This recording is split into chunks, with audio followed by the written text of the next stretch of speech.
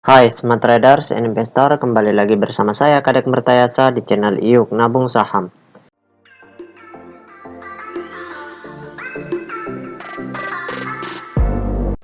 Nah, di episode kali ini kita akan membahas salah satu perusahaan yang direquest oleh Arpan Lim.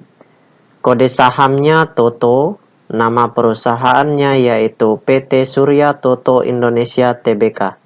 Oke, untuk mempersingkat waktu kita langsung saja buka datanya di aplikasi iPod. Jika Anda menyukai konten-konten kami mengundang Anda untuk mengklik tombol like dan subscribe agar Anda mendapatkan video terbaru kami setiap minggunya.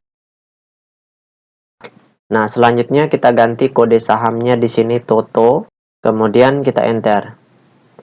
Nah, berdasarkan grafik dari perusahaan PT Surya Toto Indonesia ini, kalau kita lihat selama setahun terakhir itu harga saham tertingginya di harga Rp252 per lembar, kemudian terendahnya di harga Rp198 per lembar. Nah, sekarang kita ingin lihat apa yang dilakukan oleh investor besarnya selama sebulan lebih terakhir. Dari tanggal 1 April 2022 sampai dengan tanggal 28 April 2022. Selama sebulan terakhir ini, apa yang dilakukan oleh investor besarnya? Apakah mereka akumulasi, distribusi, atau do nothing seperti itu? Kemudian langsung saja kita klik kolom Broksum.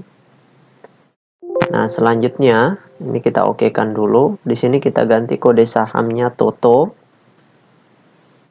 Kemudian tanggalnya kita ganti dari tanggal 01 bulan 4 atau April 2022 sampai dengan tanggal 28 April 2022. Oke, kita show.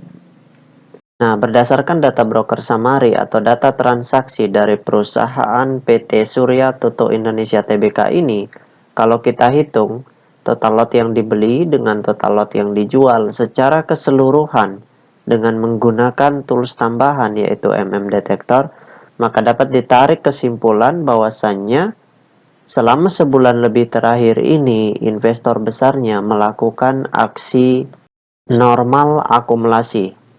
Jadi, selama sebulan ini, investor besarnya melakukan akumulasi dalam tahap yang tidak terlalu besar seperti itu, atau normal-normal saja.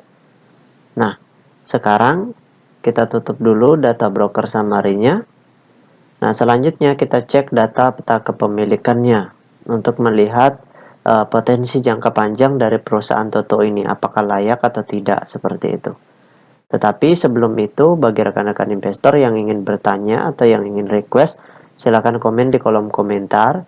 Untuk yang ingin bergabung di grup channel Telegram kami, silakan klik linknya ada di kolom deskripsi. Nah, di grup tersebut, rekan-rekan bisa bertanya seputaran aksi investor besarnya, baik akumulasi maupun distribusi di perusahaan-perusahaan yang rekan-rekan investor miliki maupun yang rekan-rekan investor sedang awasi seperti itu.